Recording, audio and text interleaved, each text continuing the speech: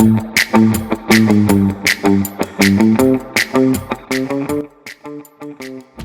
to the New England and New York Real Estate Journal podcast. I'm your host, Rick Kaplan. My guest today is Brett Mercer and Stephen Chick from Greek Design Build. Good morning, guys. Good morning.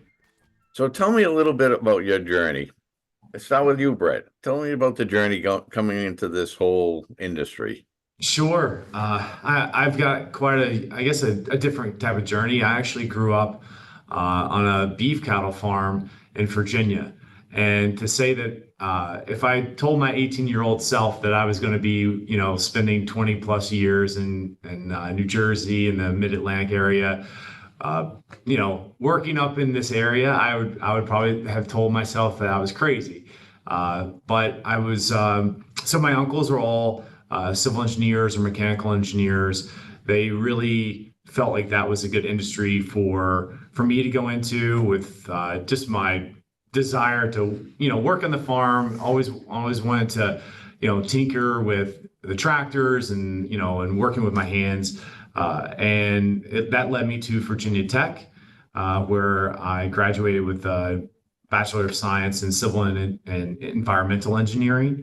From there, I came up to New Jersey for an opportunity to start working for a large general contractor and national general contractor. I worked there for 13 years, and this opportunity for Greek came along, and I was able to leave that company and come work for Greek. I've been here 10 years now. I'm one of the managing partners. I oversee the entire execution side of our business. So on the building construction side, that's my role. We have a team of 20 plus professionals that are on the execution side of things.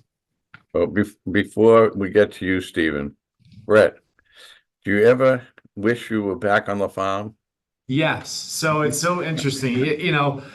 When you're growing up in a small rural area, all you want to do is leave, right? And I'm sure a lot of people have that same experience. And now all I want to do is get back home, right? So one of the things that we're doing, is starting to explore other areas, for construction, for our real estate business as well. And, I keep pushing them like Carolinas, Georgia, Florida, Tennessee, and I'm definitely pushing that part of it. Because I do want to get back down to the South, and my parents are getting older, right? So it's one of those things where I want to try to get down there and see them more. But yeah, absolutely. As soon as you leave, you get 10 years or so away from the farm, and then the next thing you know, you're like, man, I really wish I could get back down there. So yep, you're exactly right. I'm trying to get back home now. Well, and this was probably before your time. There was a show called Green Acres. Oh yeah. And it's about leaving the city and going to the start a farm or something like that. Yeah. Okay, Stephen, tell me a little bit about your journey. Sure. So born and raised New Jersey, Central Jersey actually, so I haven't left too far from where I grew up. Went to Stevens Institute of Technology for engineering. At the time, I was not thinking construction at all. It actually was the furthest thing from my mind. I didn't even think of it as a possibility. I was thinking more automotive or something in the manufacturing area. And it didn't come till senior year when I started working on a competition, the Solar Decathlon at the time it was in DC, where you build the house. We actually built it on the Hudson, took it apart, shipped it down to DC to compete in the competition for sustainable designs and compete against a bunch of different other schools across the nation. And at that point, that's really when I think the construction bug hit me. So I started to branch out into what I was looking for after my bachelor's and while I was entering my master's. And that's when I actually linked up with a startup company that was in the construction manufacturing. They did modular building systems for like hotels, hospitals. And I stayed with them for about 6 years. And then that's actually when I found Greek. Been with them ever since, 7+ years. And that's really when I started to get introduced into the industrial market. Okay, now the big question that a lot of people probably ask is, how did you get the name Greek Real Estate Partners? So we're a third generation family owned business. Frank Greek Senior, and his last name is Greek, Greek. I think there's some origin.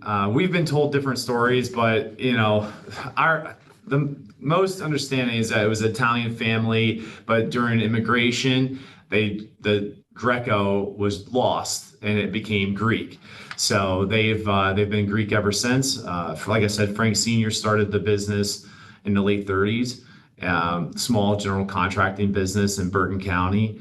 And then when Frank Greek Jr., who is the founder of Greek Real Estate Partners, he was working for his dad, and they saw this new opportunity in industrial real estate, and they started buying, pieces of land and building for themselves, and then leasing buildings for themselves. And it's grown into what we are today. The third generation, David Greek is one of the managing partners here. Frank and Kathy Greek are both still heavily involved, and the six of us, including Matt Schlinwein, who does the development piece of the puzzle, and then David Weissman, who does our management and accounting services, property management, that links up the whole partnership here. Interesting. So you're not just a engineer. Is this an engineering firm? Or it sounds like you do a little of everything. Engineering, construction, and you're That's right. property owners.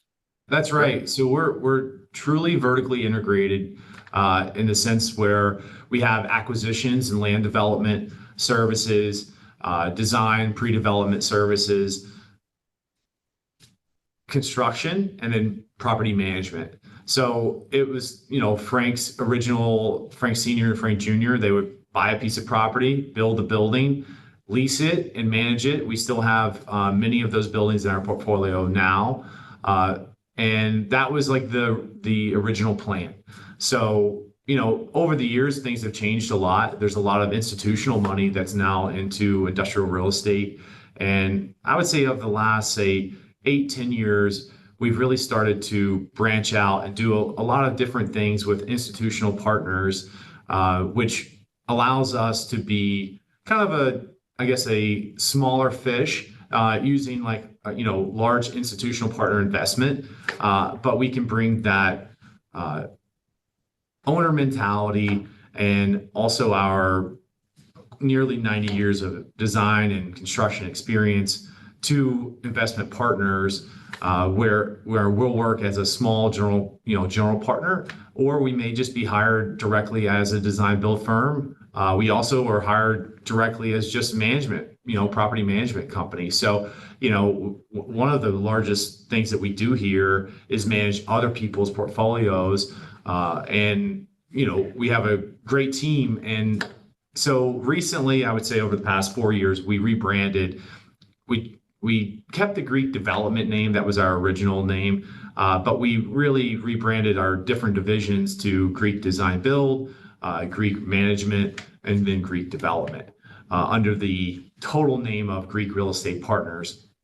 And what we found was a lot of the industry didn't realize that they could hire us to build for themselves, right? So, we were known as the company that would, buy the land, build it, manage it.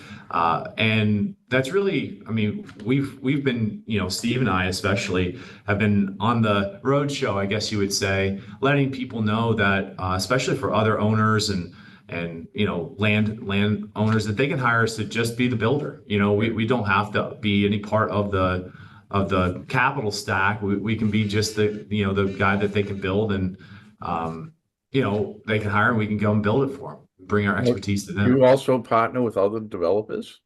We do. Yeah. Yes. We've recently been involved and still involved in a joint venture over two very large real estate, holdings that we're building out now. We're nearly completion in Linden and Logan, New Jersey, on large industrial parks with joint ventures.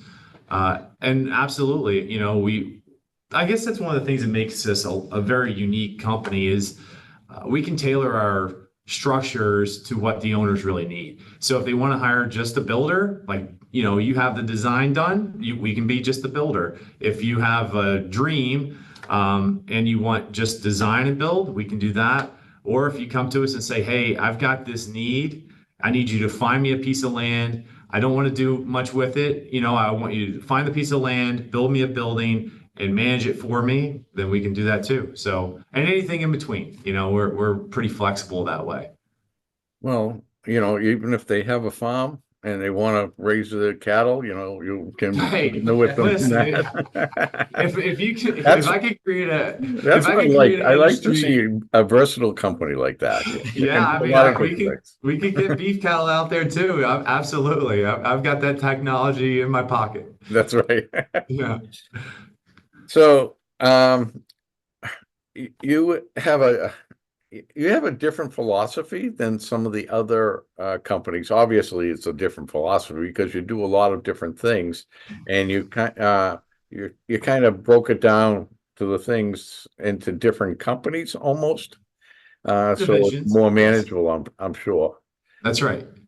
And it makes it a little more distinctive to people looking for property management or whatever other division.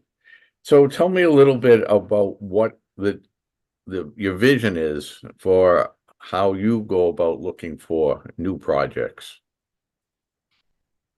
So it depends on the sector, right? So there's a lot of different facets to industrial right? Everybody always talks about industrial as one market, but there's so many different nuances to industrial. One of the ones that we're really highly focused on right now is cold storage. That's where Brett talks about the roadshow.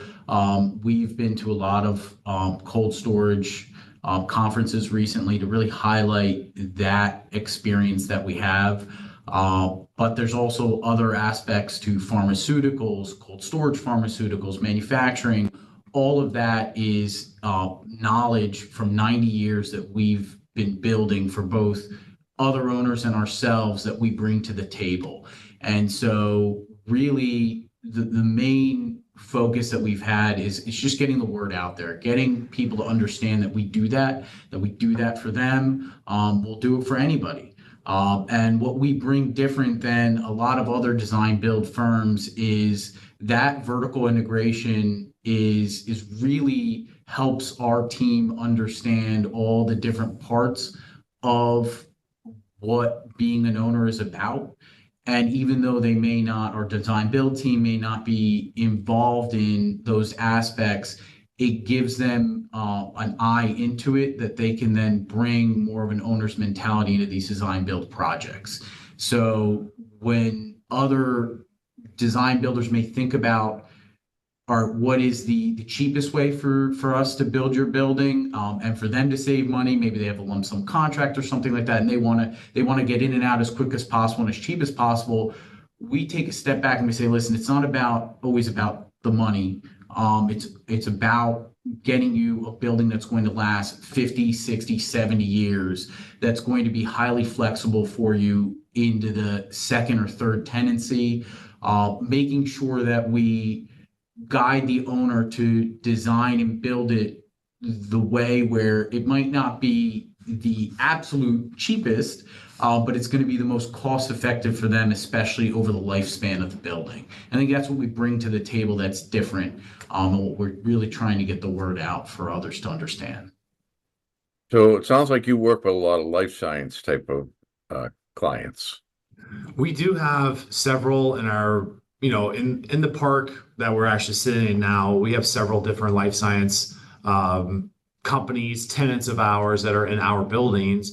We've also built for just as a third party, we've done a pharmaceutical cold storage building. And then prior to me coming to Greek, I was in the life science division of the large general contracting company I worked for. So it's something that is really near and dear to my heart.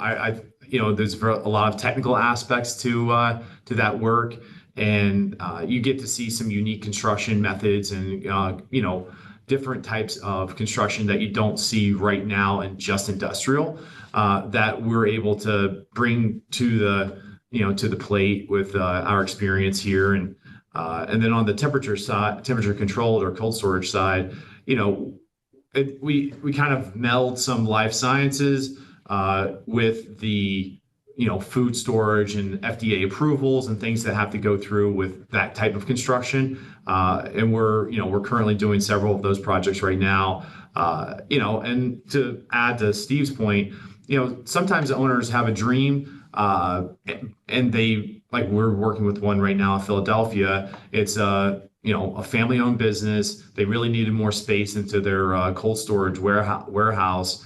And they knew they needed the space, but they didn't really know how to get there. And they hired us as a design build firm to help them through entitlement, but they didn't really understand like how to get the project financed. And even though we weren't hired to be like their financier, I guess you would say, being vertically integrated, we helped them through that process. And then on the management side of things, we're able to kind of guide them through some thoughts and design processes of like, this is what you may need, 5 years from now. So let's put this into the project now or 10 years from now, so that they can have that building for a very long time. So you're saying that because of all the multiple types of projects that you're capable of doing and have seen, someone comes along like that, and you are probably even more helpful than a regular engineering or construction company, because you have the visions or actually the know-how of how you could set up the presentation to get the financing. Oh yeah, that's right. And we, it's not we, but like our company, we're dealing with banks all the time on our projects, whether we're hired as just a general partner or if we're doing the project for ourselves, and we can bring that help to some other owner that may not really understand, like, I want to build this building, I need X amount of dollars, how do I get it?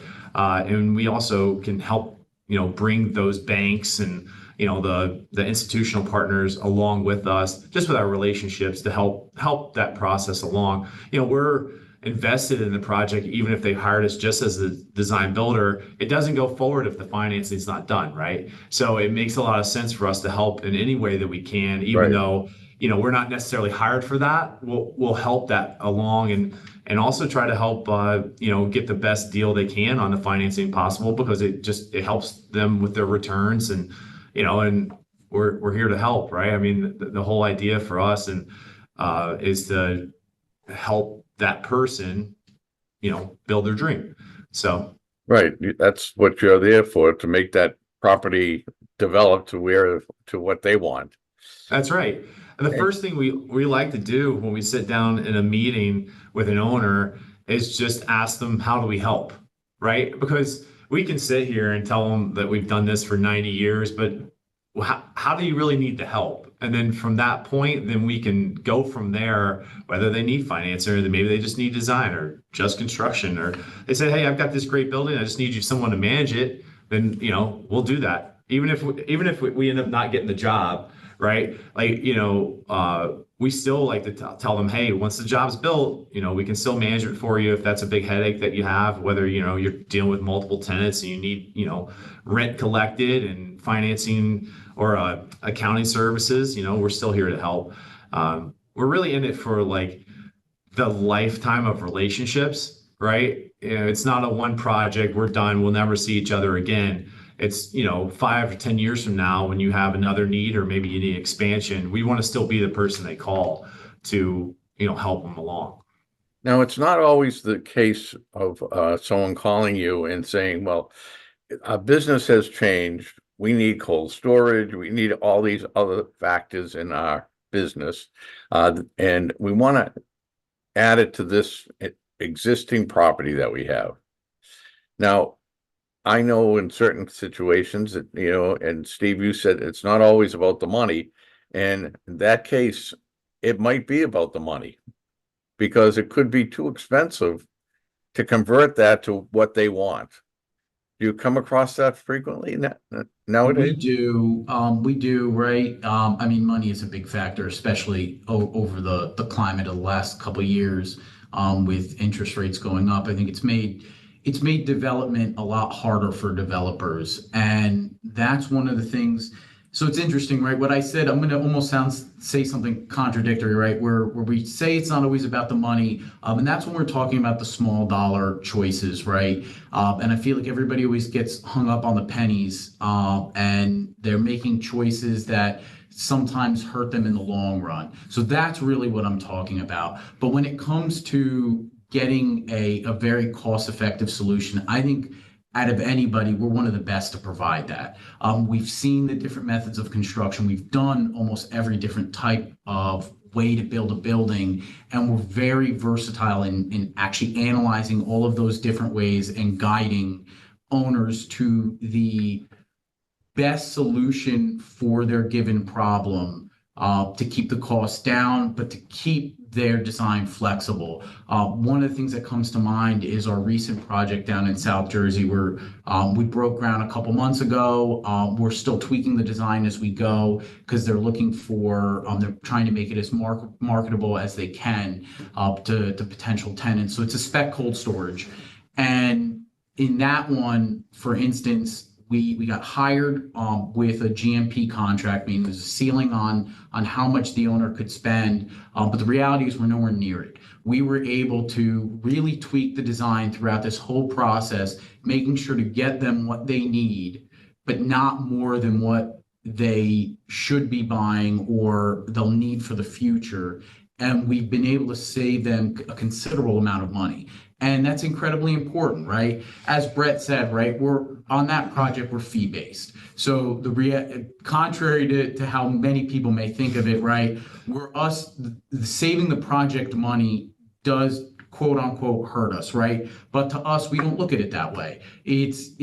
For us, it'd be the same way as tripping over a couple $1,000s to possibly keep the cost high for an owner, but then we may not get hired by that owner again. And to us, it's more about those lifelong relationships and keeping those costs down for that owner, but delivering them a really high quality building so that the next job rolls around, their choice is clear. They want to partner with Greek Design Build again to build that because they know they can trust us. They know we have their best interest at heart.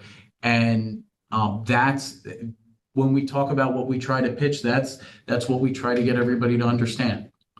Yeah. Now, when you're putting together any type of project, it's always great to have those outside eyes. That people aren't in the everyday business because they don't always see the whole picture. They just see what they have in front of them that they've been looking at for maybe 30 years. So when you have those outside eyes and you look at a project, someone calls you in and you know where they're located is not the right spot. The type of building they're looking for is not the right style. Can you give them all those different also being property owners yourself, have the same idea or have a different idea of what they're thinking and suggest to them, you're right here in New Jersey. You might be better off in upstate New York, something like that. Do you have those suggestions that you put out to the client? So we do, and we deal with this a lot because I look at it almost as internally when our acquisitions department is looking at land, right? They're quote unquote hiring Greek Design Build on the pre-construction side to look at those pieces of land, to analyze it for them, look at the zoning, look at what's in the area, what's access like for trucks in and out. When there's a site plan involved, how does the layout work?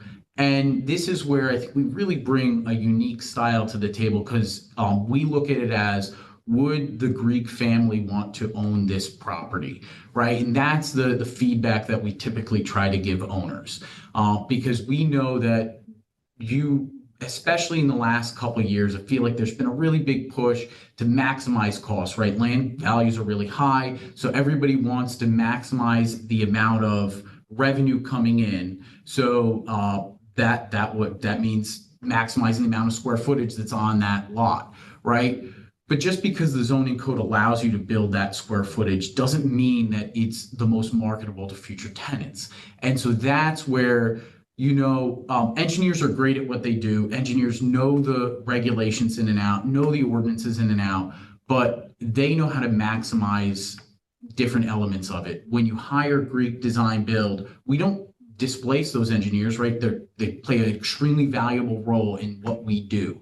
But what you get out of us is a guidance to them and guidance to the owner of, hey, I know you're probably going to lose 5,000 square feet over here, but a deeper truck court, more trailer parking in this area, those are what those tenants that are looking for space in northern New Jersey want, right? They do care about the square footage, but at the end of the day, if your building sits vacant for 6 months versus maybe you cut back on the square footage, but it leases up immediately, it's real money that the owner ends up saving in the long run. And that's where hiring Greek Design Build, you get a little bit more of that ebb and flow with what we can provide and what we can guide different owners and engineers on.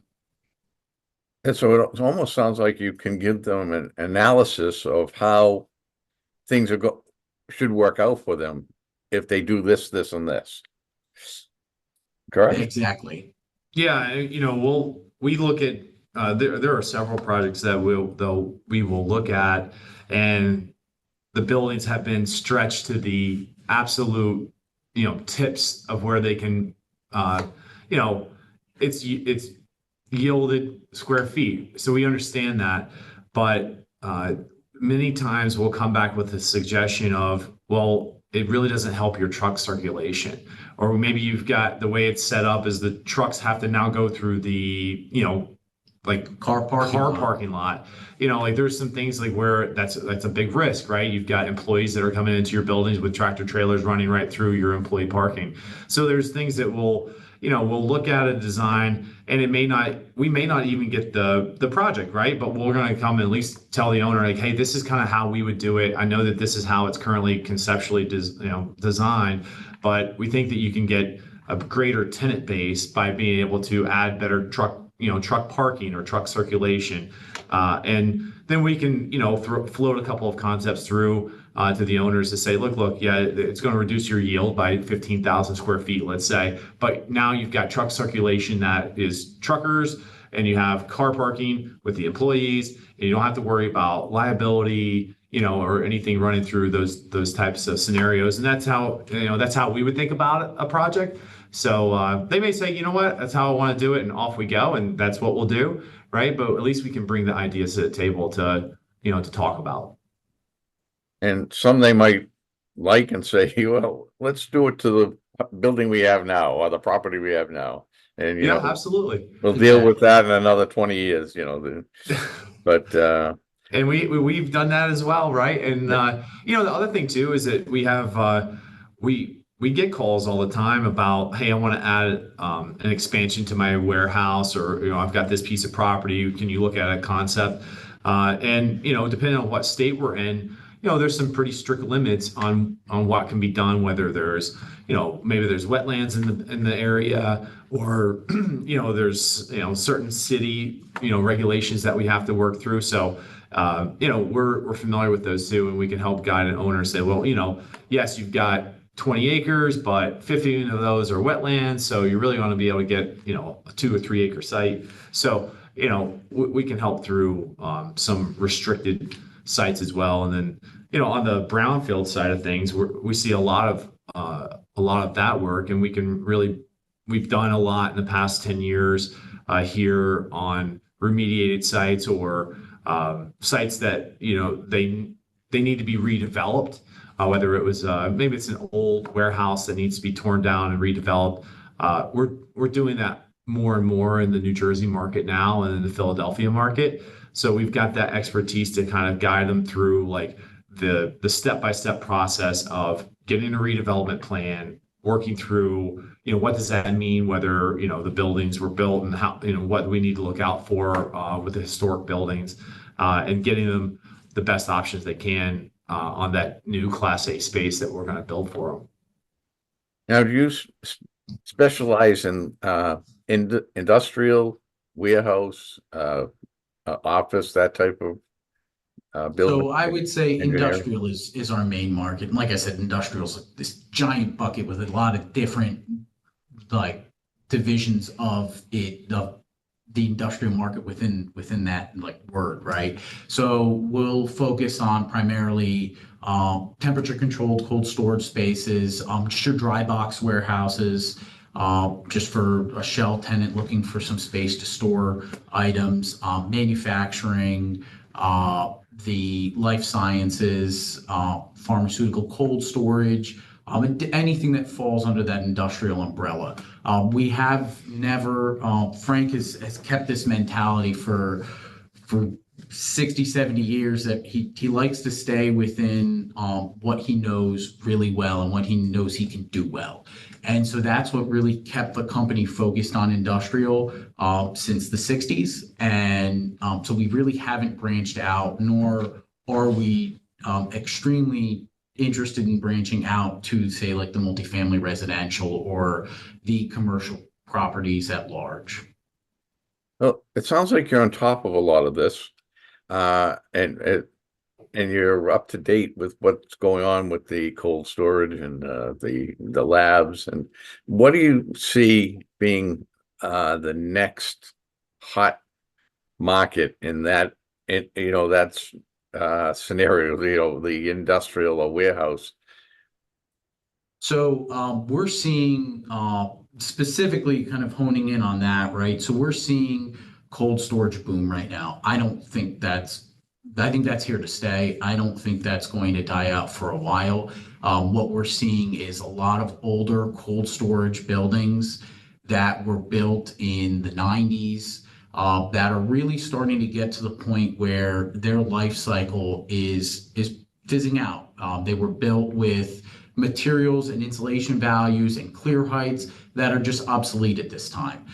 Their electricity, I mean, God, for some of them have the non-LED lights, right? So just in a building where energy usage is one of the highest operational costs versus some of the other buildings, just something as simple as not having LED lights is huge. So redeveloping those, I think is going to be key over the next 10, 20 years. And so that's where a lot of the new cold storage that's coming in, even though it's speculative, is looking to try to replace and to try and court those tenants that need that newer space, those higher clear heights. But I think one of the underserved markets right now is the pharmaceutical cold storage. You see it, it's popping up every once in a while. We just finished one a couple of years ago in Hillsborough, New Jersey for a blood plasma storage company. But we see it a little bit underserved, and I see in the next 10 years that you're going to start to see, as cold storage continues to climb and more pop up, that you're going to start to see the meld of the life sciences and the cold storage kind of come together, especially as things like vaccines and different elements of the pharmaceutical industry requires that those low temperatures. Do you see any of like a conversion of dry box warehouses going to a cold storage? We do. I think it's specific to the user.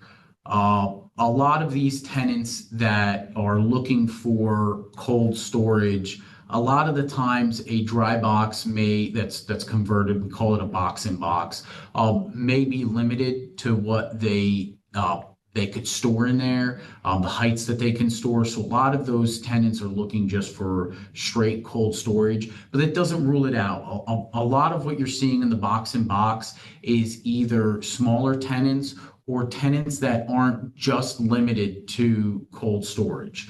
They may have a versatile amount of product where they might need dry storage space. So having those within the same area So they can move it back and forth. Maybe their finished product, maybe they have a bunch of dry goods, but their finished product needs to be cold before it ships out. And so that's where you'll see the box in box for certain tenants be really valuable. So is there any new concepts in that you're working on? Or is that, are they top secret? We can't hear about them yet. I don't know if they're top secret. I think a lot of what the cold storage market is moving towards is very similar. It's on the spec side. They're trying to keep it again as versatile as they can, right? They want or flexible as they can. So there's no big secrets there. As you start to get to the more complex cold storage divisions, maybe they have like slatting areas, more blast freezing areas. There are always innovations there. I would say probably what the biggest innovation over the last like couple decades, and this is both on the dry side and the cold side, have been innovations in the sprinkler systems that have allowed them to go higher, right? We saw it a ton in the dry. Every couple years you see, well, not every couple years, but every about 10 years you see us be able to go maybe 4 feet higher, right? And that usually is dictated by how much the new sprinkler heads can cover using ESFRs, right? You want to stay away from the in-racks. And you're seeing that on the cold side as well.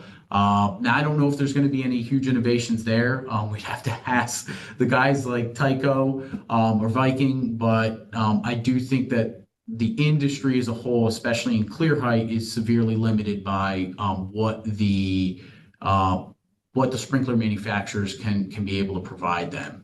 The other thing that I think is really good to note that we've been talking to a lot of insulated metal panel manufacturers about right now is the need for 3-hour rated walls that are UL listed. What we're finding, especially in the Northeast area where redevelopment projects are more common, you're demoing an existing building to try to build something and recycle that land into something that's more useful.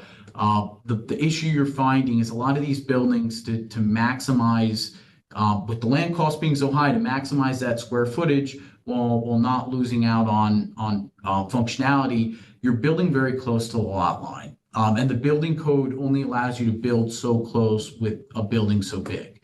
So what you're finding is that you're building these properties so close to the lot line that you might need, say, a 3-hour rated wall. And on a dry box warehouse, that's usually not that hard, right? You'll just limit your windows or glazing on that side, and you'll make sure to use a 3-hour rated concrete panel. In the cold storage market, though, you're finding that to be a more difficult problem to solve. And the insulated metal panels that are typically the 3-hour rated are these heavy mineral panels that you have to ship overseas, that you almost have to buy double of because they can get easily damaged and not be repairable. So I think that's one of the innovations that I'm actually hoping the industry makes, because I think you're going to find that much more often as we look at redevelopments in the Northeast for cold storage. Well, I want to thank you both for coming on the show. Running out of time. But before we go, how does someone find out about Greek Real Estate Partners? Is there a website they can go to? Sure. So you can go to greekrep.com.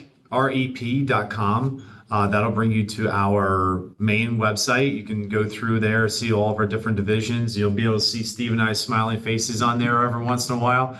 We're still a small family company.